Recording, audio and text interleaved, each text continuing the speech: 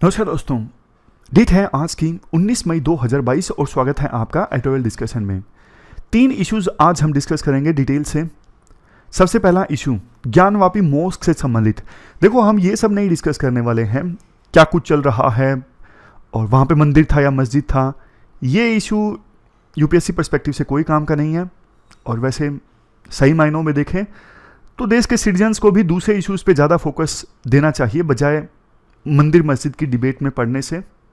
लेकिन हम जो डिस्कस करेंगे वो यूपीएससी पर्सपेक्टिव से डिस्कस करेंगे, इशू में क्या चल रहा है, क्या नहीं होना चाहिए, क्या हो रहा है। दूसरा आर्टिकल हम डिस्कस करेंगे कॉमर्शलाइजेशन ऑफ एजुकेशन का, वो डेली पायनियर का आर्टिकल है। तीसरा आर्टिकल ये फिर से एजुकेशन का है। यूजीसी ने हाल ही में ये प्लान किया है कि हम सेंट्रल यूनिवर्सिटीज़ में अलाउ करेंगे जो नॉन पीएचडी होल्डर या फिर नॉन नेट क्वालिफाइड हैं, उन्हें भी हम अलाउ करेंगे पढ़ाने के लिए। अभी तक तो सिर्फ पीएचडी होल्डर और नेट क्वालिफाइड वही पढ़ा सकते थे ना। तो क्या ये सही है, क्या गलत है, वो डिस्कस करेंगे। और यहाँ पे एक आर्टिकल जो है ना पैन इंडिया सिनेमा से संबंधित है। देखो, इस आर्टिकल में ना 2 एस्पेक्ट हैं। एक एस्पेक्ट तो ज़्यादा निकल के नहीं आता है, लेकिन बॉलीवुड डिक्लाइन कर रहा है। एक कैंडिडेट है जिन्होंने इस बार इंटरव्यू दिया, उनके साथ मैंने ये क्वेश्चन डिस्कस किया था। चूंकि उनकी हॉबी थी मूवीज़ देखना, तो उनसे ये क्वेश्चन पूछा जा सकता था। हालांकि पूछा नहीं गया कि बॉलीवुड क्यों डिक्लाइन कर रहा है, किसी और से ये क्वेश्चन पूछा गया था, इसलिए वो तैयार करना चाहता था। देखो, आप बताइए बॉलीवुड क्यों डिक्लाइन कर रहा है। सबूत तो आपके सामने है। बॉलीवुड की काफ़ी सारी मूवीज़ फ्लॉप हो गई हाल फिलहाल में, जैसे 1983 की वर्ल्ड कप जीत पर आधारित काफ़ी पैसा भी खर्चा हुआ इस मूवी पर, लेकिन फ्लॉप हो गई, लागत भी नहीं वसूल की। और कई बड़े बजट की मूवीज़ जैसे रनवे 34 आई, वो भी ज़्यादा पैसा नहीं कमा सकी। बहुत सारी मूवीज़ फ्लॉप हो गई बॉलीवुड की। लेकिन आश्चर्यजनक रूप से RRR, KGF, पुष्पा, इन मूवीज़ ने, ये हिंदी डब्ड मूवीज़ थी, बावजूद इसके इन्होंने हिंदी रीजन में बहुत पैसे कमाए। तो ये क्वेश्चन अब उठने लगा है कि क्या बॉलीवुड फेल हो गया है, मतलब क्यों डिक्लाइन कर रहा है। देखो, इसके काफ़ी सारे रीजंस हैं। सबसे पहला रीज़न तो इसका ये है, जो बॉलीवुड है ना, वहाँ पर अब बहुत सारी मूवीज़, यूँ कहें ज़्यादातर मूवीज़ पुरानी टाइप की हैं। मतलब साउथ इंडिया की मूवीज़ की रीमेक बन रही हैं या फिर बायोपिक बन रही है, जैसे पानीपत है। फ्रेश कंटेंट का अभाव है। नेपोटिज्म काफ़ी ज़्यादा है। नेपोटिज्म हर फील्ड में देखने को मिलता है, लेकिन बॉलीवुड में नेपोटिज्म पर काफ़ी चर्चा भी होती है और ये एक रीज़न भी बताया जाता है जिसकी वजह से ये इंडस्ट्री ग्रो नहीं कर पा रही है। होता क्या है, ज़्यादातर फ्राइडेज को देखो एक मूवी रिलीज होती है, 2 भी हो सकती है, 3 भी हो सकती है, लेकिन आमतौर पे टकराव रोका जाता है फिल्म प्रोड्यूसर्स के द्वारा ताकि ज़्यादा से ज़्यादा पैसा कमाया जा सके। तो देखो, एक साल में फ्राइडेज तो 52 ही हैं, मूवीज़ बनती हैं इतनी सारी। यहां पर ना कार्टलाइजेशन काम आता है। जो पीवीआर एसोसिएशन वाले हैं, फिल्म को डिस्ट्रीब्यूट करते हैं, वो क्या करते हैं, अपनी मर्जी की मूवी को ना ज़्यादा स्क्रीन्स देते हैं। ज़्यादा स्क्रीन्स मतलब ज़्यादा जगह पर उस मूवी को दिखाया जाता है। अब जो ये नेपोटिज्म टाइप की मूवीज़ होती हैं ना, ये ज़्यादा सिनेमाज में लगती हैं। अच्छे कंटेंट की मूवी कम सिनेमाज में लगती है, इसलिए वो उठ नहीं पाती। इस वजह से इवन बॉलीवुड में जो अच्छी मूवीज होती हैं उनको भी स्क्रीन्स नहीं मिल पाती, यानी वो सिनेमा तक पहुंच ही नहीं पाती। बट हुआ क्या, कोविड के दौरान या फिर उससे पहले भी, कोविड के दौरान तो ज़्यादा हुआ, लोग घर रहे, ओटीटी पर बहुत सी मूवीज़ आई, यूट्यूब पर मूवीज़ आने लगी साउथ इंडिया की डब्ड। जब से ये स्मार्टफोन इंटरनेट सस्ता हुआ है ना, हमारे देश के लोगों की पहुंच जो है ना हॉलीवुड की मूवीज़ पर, साउथ इंडिया की मूवीज़ तक बहुत ज़्यादा हो गई है। अब उनको समझ में आने लगा है कि बॉलीवुड का जो कंटेंट है अच्छा नहीं है। पहले तो हमारी मजबूरी थी उस कंटेंट को देखना, लेकिन अब हमारी मजबूरी नहीं है। गोल्ड माइन यूट्यूब चैनल है, वहाँ पे साउथ इंडिया की डब्ड मूवीज़ देखने को मिलती हैं। तो अच्छा कंटेंट दर्शक देखना पसंद करता है, चाहे किसी भी इंडस्ट्री का हो। पहले उनकी मजबूरी थी बॉलीवुड की मूवीज़ देखना, अब मजबूरी नहीं रह गई है। अब डिजिटलाइजेशन इतना ज़्यादा हो चुका है, कहीं का भी कंटेंट हम एक्सेस कर लेते हैं। इवन लोग साउथ कोरिया टाइप की मूवीज़ देखते हैं नीचे सबटाइटल्स के साथ में। तो अब देखो, ऐसी कंपटीशन में बॉलीवुड अगर इनोवेशन नहीं लाएगा तो पिछड़ जाएगा। वही बॉलीवुड के साथ हो रहा है। इसके बाद नेक्स्ट पॉइंट देखो, ये जो मूवीज़ है ना, KGF, पुष्पा, ये वैसी मूवीज हैं, larger than life movies. Larger than life movies मतलब हीरो को एक प्रकार से सुपरमैन दिखा दिया जाता है, देखने से ही पता लग जाएगा अरे ऐसा थोड़ी ना होता है, असली में हीरो कुछ भी कर देता है, एक थप्पड़ लगाता है, वो जो विलेन होता है वो घूम घूम के जाता है, दीवार टूट जाती है, ऐसा नहीं होता है ना। तो ये है larger than life movies. Bollywood में भी लार्जर देन लाइफ मूवीज बनती हैं, लेकिन ना उनमें स्टोरीज अच्छी नहीं होती। पुष्पा, केजीएफ, कम से कम स्टोरी पे मेहनत की गई है। लेकिन बॉलीवुड में क्या है, एक बार जो फेमस स्टार हैं जैसे सलमान खान, शाहरुख खान, अक्षय कुमार, इनको हायर कर लिया तो डायरेक्टर प्रोड्यूसर इनको लगता है अब तो फिल्म हिट हो ही जाएगी, स्टोरी पे कोई ध्यान नहीं देता। राइटर है ना, उनकी कम वैल्यू है, इसलिए अच्छी स्टोरीज हमारे बॉलीवुड में निकल के ही नहीं आती। हमारे का मतलब ऐसा नहीं कि बॉलीवुड हमारा है बाकी किसी और का है, हमारे का मतलब तमिल, तेलुगु, मलयालम, उड़िया सब हमारा है, लेकिन बात यहाँ पे बॉलीवुड की हो रही है ना। तो ये सब डिस्कशन मेरी उस कैंडिडेट से हुई थी, और हालांकि इंटरव्यू में क्वेश्चन तो पूछा नहीं गया, लेकिन जो डिस्कशन हुई थी वो मैंने आपको बताया। अब चलिए हम डिस्कशन स्टार्ट करते हैं। First important article Gyanvapi mosque से संबंधित इशू के बारे में है। आप जीएस पेपर 1 के इस टॉपिक से आर्टिकल को रिलेट कर सकते हो। देखो, हालांकि ज्ञानवापी मस्जिद से संबंधित इशू को हमने अभी तक नहीं डिस्कस किया, but you are very intelligent people, आप अवेयर रहते हो क्या कुछ चल रहा है दुनिया में, तो आपको पता ही होगा वाराणसी की कोर्ट ने आदेश दिया था कि ज्ञानवापी मॉस्क का वीडियो सर्वे करवाया जाए। इंटेंशन ये थी वीडियो सर्वे करवाने की कि पिटिशनर का जो फंडामेंटल क्लेम है पता लगाया जाए कि मस्जिद क्या मंदिर को तोड़ के बनवाई गई थी, तो वीडियो सर्वे से ये पता लगाया जा सके, इसलिए वीडियो सर्वे करवाने का आदेश दिया गया वाराणसी की एक कोर्ट ने। देखो, कुछ लोग बोल रहे हैं ये सेकुलरिज्म के अगेंस्ट है, कुछ लोग बोल रहे हैं ये माइनॉरिटी राइट्स के अगेंस्ट है, बट अगर देखो हम इतिहास को समझें, क्योंकि आप यूपीएससी एस्पायरेंट्स हो, आप समझ सकते हो, पहले ना एक थ्योरी हुआ करती थी, डिवाइन राइट ऑफ किंग। जो राजा महाराजा रूल किया करते थे किसी जगह पर, वो पता क्या बोला करते थे, वो बोला करते थे हम ना भगवान के रिप्रेजेंटेटिव हैं, भगवान के नुमाइंदे हैं, we are representative of God. मतलब ये भगवान की मर्जी है कि हम इस राज्य पर रूल करें, इसलिए आपको हमारी बात माननी होगी। इवन अगर राजा कोई अत्याचार करता तो फिर भी राजा उसे जस्टिफाई करते कि देखो ये भगवान की मर्जी है। तो इस थ्योरी का नाम है divine right of king theory. मतलब किंग अपने रूल को ना जस्टिफाई किया करते थे। देखो, कोई भी रूलर सिर्फ फोर्स की सहायता से रूल नहीं कर सकता। जैसे ब्रिटिशर हैं, ब्रिटिशर ने इंडिया पर 200 साल राज किया, तो उनकी क्या थ्योरी थी, बेनेवलेंट डिस्पोटिज्म की। वो बोला करते थे आप लोग गवार हो, असभ्य हो, तो ये हमारी ड्यूटी बनती है, हम तो देखो सभ्य हो चुके हैं, अब ये हमारी ड्यूटी बनती है कि आपको सुधारना।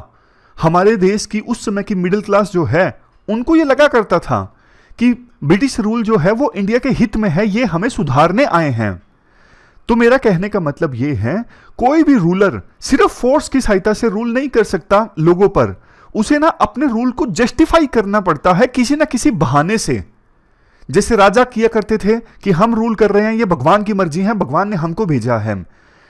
ब्रिटिशर्स ने हम पे रूल किया, यानी कॉलोनियल पावर से रूल किया करते थे, ये बोल के कि हम आपको सभ्य बना रहे हैं, आप लोग गवार हो, हम आपको मॉडर्नाइज कर रहे हैं, ये कह के वो लेजिटिमेसी हासिल किया करते थे। तो वो ये बोल देते, हमारे देश के बहुत से लोग मान लेते थे कि हाँ ब्रिटिशर्स का जो रूल है वो सही है, वो विरोध नहीं किया करते थे।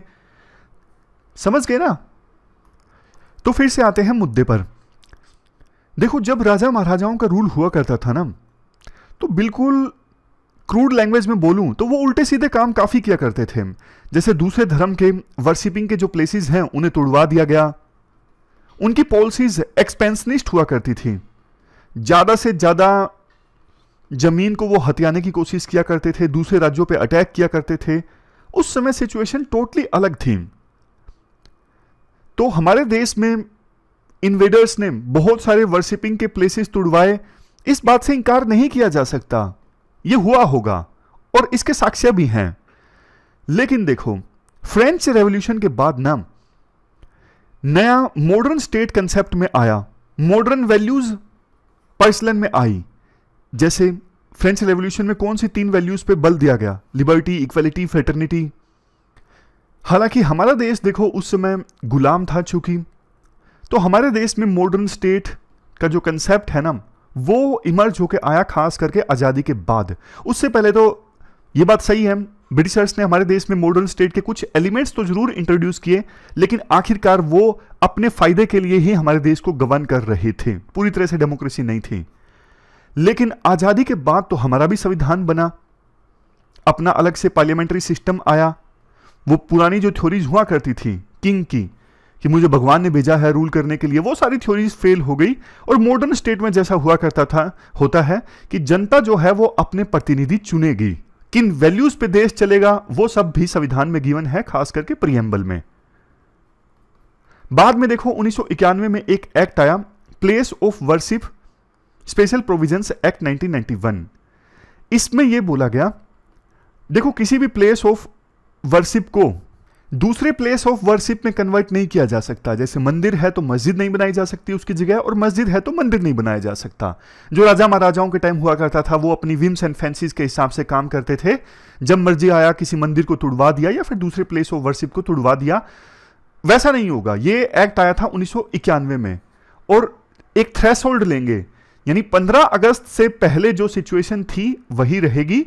15 अगस्त में जो मंदिर था वो मंदिर रहेगा, जो मस्जिद था वो मस्जिद रहेगा। हालांकि 1-2 एक्सेप्शन दे दी गई थी, जैसे अयोध्या का टेंपल जिसपे ऑलरेडी विवाद था। और देखो वैसे ये लॉजिकल भी था। लॉजिकल इसलिए था क्योंकि अगर पुराने इतिहास को हम खंगालने जाएंगे तो कब तक का इतिहास हम खंगालेंगे? 1020 में क्या हुआ, फिर उसके बाद 702 में क्या हुआ, 203 में क्या हुआ, मतलब पिछले 2000 साल के इतिहास के बेस पे हमारे देश में मुकदमे चलने लगेंगे कि यहां पे पहले मस्जिद था या फिर मंदिर था। तो देखो फिर हम इन्हीं इश्यूज में उलझते रह जाएंगे। इसी को देखते हुए ये एक्ट आया था 1991 में कि जो 15 अगस्त 1947 को स्टेटस को था वही मेंटेन रहेगा। हाँ, हालांकि 1-2 एक्सेप्शन दे दी गई थी जो मैंने आपको बताया। और अगर देखो आप इस एक्ट के पीछे के बैकग्राउंड में जाओगे ना तो आपको समझ में आ जाएगा कि उस समय क्या सिचुएशन थी। 1991 में ये एक्ट आया, उस समय राम जन्मभूमि के लिए आंदोलन काफी तेज हो रहा था, देश में काफी ज्यादा माहौल खराब हो रहा था धर्म के नाम पर। तो उस समय की सिचुएशन के हिसाब से ये एक्ट आया था कि ऐसा नहीं कि हर प्लेस ऑफ वर्शिप को लेके अलग अलग दावे स्टार्ट हो जाएं। तो राइटर ये कहना चाहते हैं, देखो 1991 में जब ये एक्ट आ गया, लेकिन अब जो कुछ वाराणसी की कोर्ट ने आदेश दिया कि ज्ञानवापी मॉस्क का वीडियो सर्वे करवाया जाए, ये एक प्रकार से 1991 के एक्ट का वायलेशन है। ये मामला अब सुप्रीम कोर्ट में भी पहुंचा है कि 1991 के एक्ट का वायलेशन हुआ है।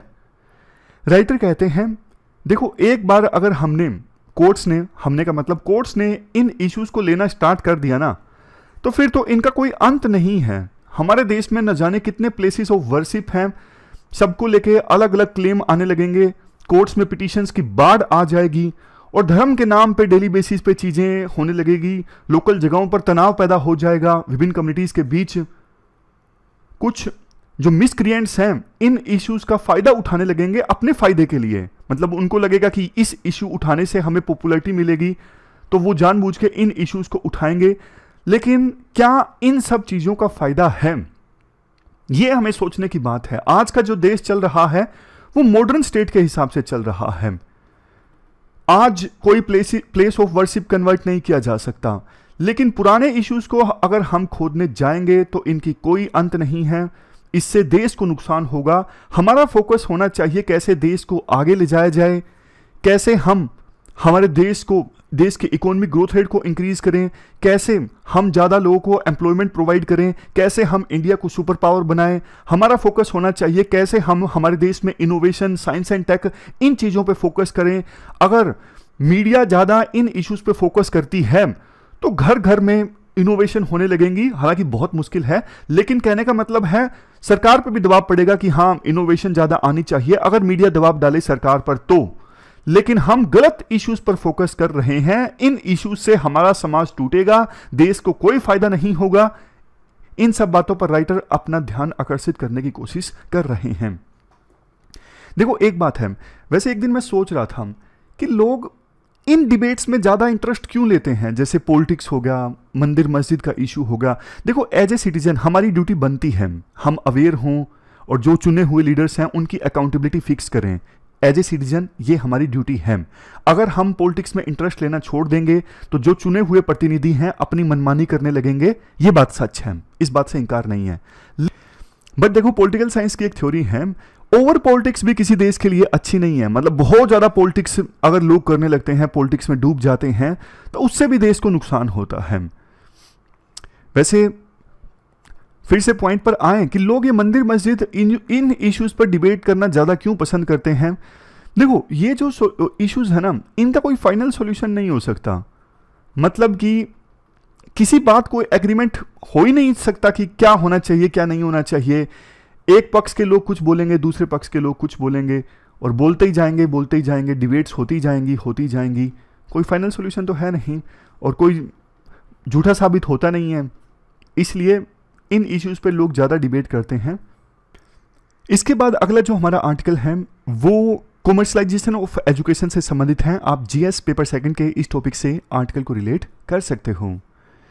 क्या कंटेक्स्ट है? देखो, हाल ही में दिल्ली के 2 यूनिवर्सिटी कॉलेजेस पर आरोप लगा कि वो कोचिंग सेंटर से टाई अप कर रहे हैं यूपीएससी की कोचिंग के लिए। एक तो हंसराज कॉलेज और दूसरा स्वामी सरदानंद कॉलेज। इन कॉलेजेस पर आरोप लगा। एक कॉलेज ने तो, शायद हंसराज कॉलेज है, इन्होंने तो अपना सेमिनार हॉल खोल दिया। वहाँ पर प्रोविज़न हो गया कि सैटरडे संडे को क्लास लगेगी और कोई कोचिंग इंस्टीट्यूट वहाँ पे क्लास लेगा बच्चों की, और इसके लिए फीस कितनी, 1.5 लाख पर पर्सन। तो काफ़ी कंट्रोवर्सी पैदा हो गई। कई सारे जो स्टूडेंट एसोसिएशन है दिल्ली यूनिवर्सिटी की और कई सारे दिल्ली यूनिवर्सिटी के प्रोफेसर्स, उन्होंने विरोध करना स्टार्ट किया कि आप ये क्या कर रहे हो। मतलब आप सरकारी कॉलेज हो, आपका काम है सब्सिडाइज्ड एजुकेशन प्राप्त करना, जबकि आपने तो प्राइवेट कोचिंग इंस्टीट्यूट के साथ में टाई अप कर लिया। तो राइटर कहते हैं, देखो, यूनिवर्सिटी ग्रांट कमीशन और यूनियन मिनिस्ट्री ऑफ एजुकेशन को इन चीज़ों को ना अभी जड़ से ख़त्म करना होगा। अगर ये चीज़ पनपने लगी ना तो देश के हर सरकारी कॉलेज में कोचिंग सेंटर्स की बाढ़ आ जाएगी, टाई अप होने स्टार्ट हो जाएंगे। कोचिंग इंस्टीट्यूट्स देखो आजकल ना बहुत ज़्यादा इंक्रीज हो गए हैं, और उसका रीज़न भी आपको पता है, क्वालिटी एजुकेशन का अभाव। देखो, एजुकेशन ना हमारे देश में एक इमोशनल इशू भी है। ये एग्जाम्पल मैंने पहले भी दिया था, फिर से दे रहा हूँ। हमारे देश में ना पेरेंट्स को ये लगता है कि कुछ भी किया जाए लेकिन बच्चों को बेस्ट एजुकेशन प्रोवाइड की जाए। हालांकि डेवलप कंट्रीज में ये दिक्कतें आती नहीं, वहाँ पे क्वालिटी ऑफ एजुकेशन इतना ख़राब नहीं है। पेरेंट्स को ये लगता है कि हम तो अच्छी एजुकेशन नहीं प्राप्त कर सके, लेकिन कैसे ना कैसे करके बच्चों को अच्छे से पढ़ाया लिखाया जाए ताकि उनका भविष्य सुखद हो, और इसी चीज़ का फ़ायदा उठाते हैं कुछ कोचिंग इंस्टीट्यूट्स। जैसे देखो, एक कोचिंग इंस्टीट्यूट का नुमाइंदा गया किसी के घर में अपना टेबलेट बेचने, तो पेरेंट्स के सामने ना बच्चे से क्वेश्चन पूछा गया, सिंपल क्वेश्चन जैसे मल्टीप्लिकेशन का 6 × 7, सिंपल समझने के लिए समझिए, तो वो दे देगा आंसर। जानबूझ के ना वो रिप्रेजेंटेटिव फिर मुश्किल क्वेश्चन पूछेगा, वो तब तक क्वेश्चन पूछेगा जब तक कि बच्चा उसका आंसर नहीं दे देता। फिर पेरेंट्स को बोलेगा, अरे ये तो सिंपल क्वेश्चन था, इसका आंसर आपने क्यों नहीं दिया। तो पेरेंट्स को ना ये बात बहुत चुभती है कि हमारा बच्चा पिछड़ रहा है, हमारा बच्चा बेचारा आंसर नहीं दे पा रहा है। फिर यही बात ना उनको कचोटती है कि शायद टेबलेट खरीद लेंगे तो हमारा बच्चा फिर इन सब क्वेश्चंस के आंसर दे पाएगा। तो ये इमोशनल ब्लैकमेल है, बहुत दुख की बात है ये।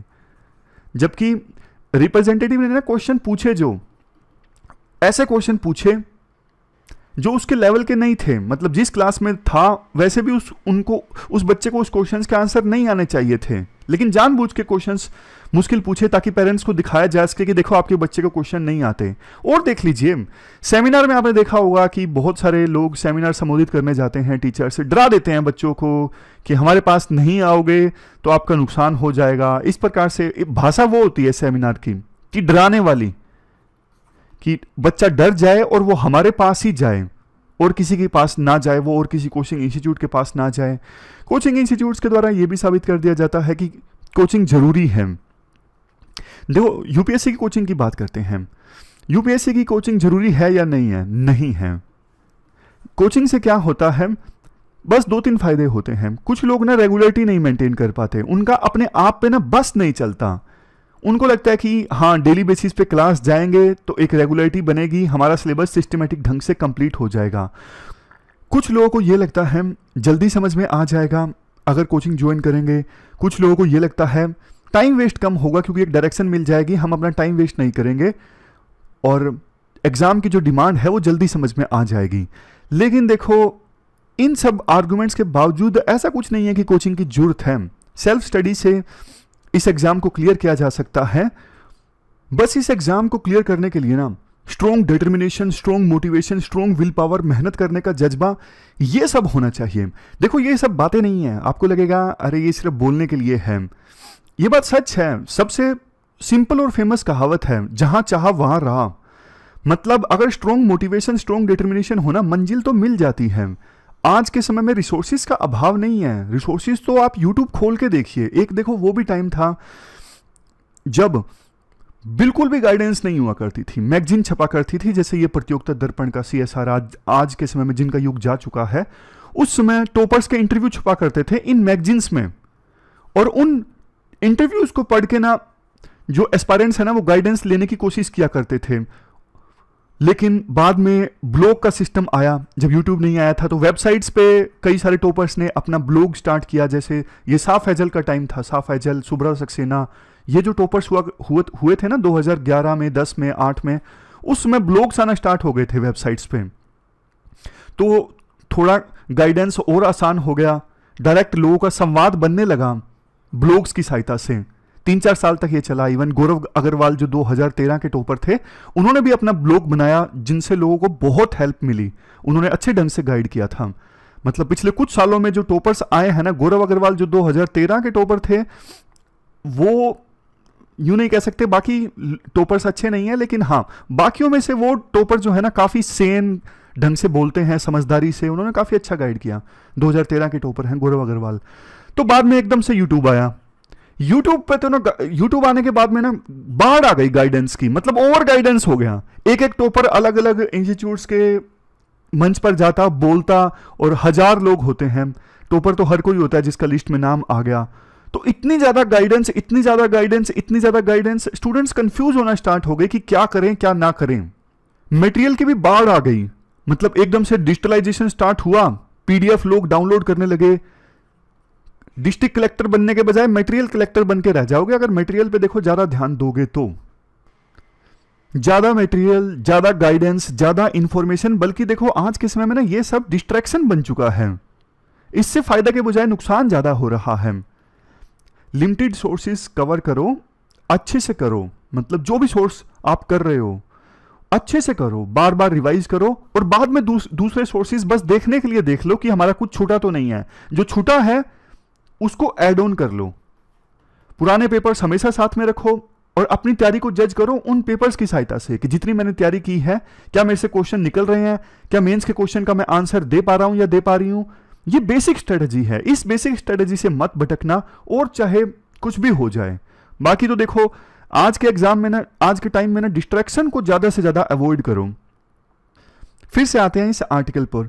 तो राइटर देखो ये कहते हैं कोचिंग जो है ना, मैं यूं नहीं कह रहा हूं, राइटर के अनुसार मैं यूं नहीं कह रहा हूं कि कोचिंग गलत है, लेकिन जो लोग अफोर्ड कर सकते हैं वो करें। बट ये नरेटिव साबित करना कि कोचिंग के बिना आप नहीं कर सकते, मैं उसके खिलाफ हूं। ऐसा नहीं होना चाहिए कि लोगों को, मतलब इससे होता क्या है, जो लोग गरीब होते हैं अपने आप से बेशक वो क्लियर कर लेते हैं, लेकिन चूंकि नरेटिव ऐसा उनके सामने प्रेजेंट किया गया कि कोचिंग के बिना तो आप कर ही नहीं सकते, तो हो सकता है फादर ऑटो चलाते हों, अपनी जमीन बेच के उन्होंने पैसा इकट्ठा किया कोचिंग के लिए। ये सब चीजें नहीं होना चाहिए। ये सब चीजें होती हैं जब नरेटिव ऐसा निकल के आता है कोचिंग के बिना तो निकल ही नहीं सकता। जो लोग अफोर्ड कर सकते हैं वो करें, अदरवाइज ऐसा नरेटिव तो बिल्कुल भी नहीं होना चाहिए। आज के समय में मैं फिर से बोलता हूं, रिसोर्सेज की दिक्कत नहीं है आज के समय में। यूट्यूब पे बहुत रिसोर्सेज हैं, बल्कि डिस्ट्रैक्शन ज्यादा है आज के समय में। दिक्कत over information, over guidance, over resources की है। इसके बाद दूसरे एस्पेक्ट्स पे भी चर्चा की जाती है, जैसे स्कूल एजुकेशन है। बहुत सारे स्कूल क्या करते हैं, मैंडेटरी बना देते हैं पेरेंट्स के लिए कि आपको स्कूल की दुकान से बुक्स, यूनिफॉर्म, शूज ये सब खरीदने हैं। हर 3 साल बाद, हर 1 साल बाद स्कूल की यूनिफॉर्म चेंज कर देते हैं जानबूझ के कि अगले साल वो यूनिफॉर्म यूज ना हो सके। तो इन सब चीजों के लिए डिपार्टमेंट ऑफ एजुकेशन ने हाल ही में गाइडलाइंस जारी की जरूरी भी था। गरीब पेरेंट्स कैसे अफोर्ड करेंगे? तो बात यही है कि देखो हमारे देश में ना कॉमर्शलाइजेशन ऑफ एजुकेशन बहुत ज़्यादा बढ़ रहा है, और ये हमारे देश की दिक्कत नहीं है, वैसे चाइना में भी सामने आया। चाइना में ना प्राइवेट कोचिंग पर रिस्ट्रिक्शंस लगा दी वहां की सरकार ने, तो ना पेरेंट्स ने क्या करना स्टार्ट किया, ब्लैक मार्केटिंग स्टार्ट हो गई, ट्यूटर्स की चोरी छुपे पढ़ाना, सरकार को ना पता लग जाए, ऐसी चीजें होने लगी। बात देखो वही है, आज हम उस युग में जी रहे हैं कि क्वालिटी एजुकेशन ना सबके लिए अफोर्डेबल होनी चाहिए।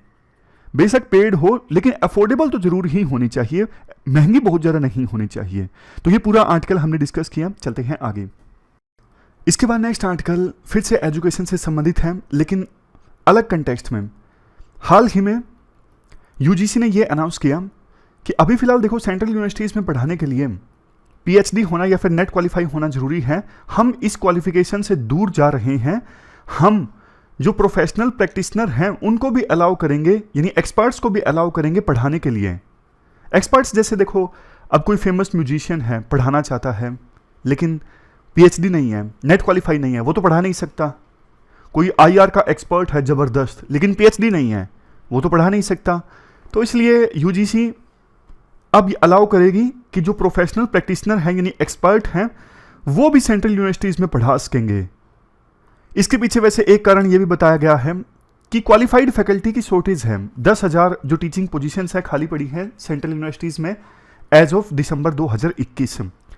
तो राइटर कहते हैं देखो, सुनने में ये फैसला यूजीसी का सही लगता है, लेकिन जो पीएचडी होते हैं ना, पीएचडी होल्डर, वो ना सिर्फ टीचिंग में एक्सपर्ट होते हैं क्योंकि उन्होंने रिसर्च भी की होती है, व्हाट हाउ क्वेश्चंस टैकल करने में वो बिल्कुल सक्षम होते हैं। स्टूडेंट ये क्वेश्चन बहुत पूछते हैं, व्हाट हाउ, कैसे ये होता है, क्यों होता है, ये सब चीज़ें। तो पीएचडी होल्डर ना सिर्फ ऑलरेडी जो नॉलेज होती है उसको बच्चों को ट्रांसफर करते हैं, बल्कि नई नॉलेज भी क्रिएट करते हैं। लेकिन दूसरी तरफ जो प्रोफेशनल प्रैक्टिशनर हैं जैसे म्यूजिशियन हैं, उनको देखो लिमिटेड कंटेक्स्ट में तो नॉलेज होती है, बट क्या वो उस नॉलेज को अच्छे से ट्रांसफर कर सकेंगे, इस बात पर क्वेश्चन चिन्ह है। देखो ऐसा भी हो सकता है कि वो पीएचडी होल्डर से ज़्यादा अच्छे से पढ़ा दें, इस बात से इनकार नहीं है, लेकिन कोई तो पैमाना होना चाहिए ना उनकी टीचिंग को इवेल्युएट करने के लिए। और जब उनको हायर किया जाएगा, किन पैरामीटर्स पर उनको हायर किया जाएगा, ये सब चीज़ें अच्छे से डिफाइन करनी जरूरी है। इसके बाद राइटर ये भी बोलते हैं, देखो जो नॉन पीएचडी होते हैं ना, वो ट्रेंड नहीं होते ओरिजिनल रिसर्च कंडक्ट करने के लिए, वो तो सिर्फ वही रिप्रोड्यूस करते हैं जो ऑलरेडी क्रिएटेड है, यानी नई चीज नहीं बता सकते नॉन पीएचडी या फिर नॉन ट्रेंड। इसके बाद ना राइटर अपनी तरफ से एक मॉडल सजेस्ट करते हैं। मॉडल ये है जैसे बिजनेस स्कूल्स में होता है। बिजनेस स्कूल्स में ना प्रोफेशनल प्रैक्टिशनर को हायर तो किया जाता है, लेकिन कॉन्ट्रैक्चुअल बेसिस पे स्पेसिफिक क्लासेस उनको बोला जाता है लेने के लिए, और जो पीएचडी होल्डर हैं वो परमानेंटली पढ़ाते हैं स्ट्रिक्ट क्वालिटी कंट्रोल के साथ में। तो यही मॉडल अपनाया जा सकता है यूजीसी के द्वारा भी। यूजीसी सेंट्रल यूनिवर्सिटीज़ में अलाउ कर दे कि हाँ प्रोफेशनल प्रैक्टिशनर पढ़ा तो उसके, लेकिन कॉन्ट्रैक्चुअल बेसिस पे, परमानेंट नहीं। और कैसा वो पढ़ा रहे हैं उनकी टीचिंग क्वालिटी को मॉनिटर किया जा सके, साथ ही प्रोफेसर्स के द्वारा जिन्होंने पीएचडी की हुई है, ताकि पता लग सके कि उनके पढ़ाने में क्वालिटी है या फिर नहीं है। इस मॉडल के साथ आगे बढ़ेंगे तो फ़ायदा होगा, अदरवाइज तो देखो टीचिंग क्वालिटी ख़राब होने का भी डर है सेंट्रल यूनिवर्सिटीज़ में। तो ये पूरा इशू हमने डिस्कस किया। हमारी आज की इस डिस्कशन में इतना ही है, 3 इश्यूज आज हमने डिस्कस किए। Thank you very much for discussion.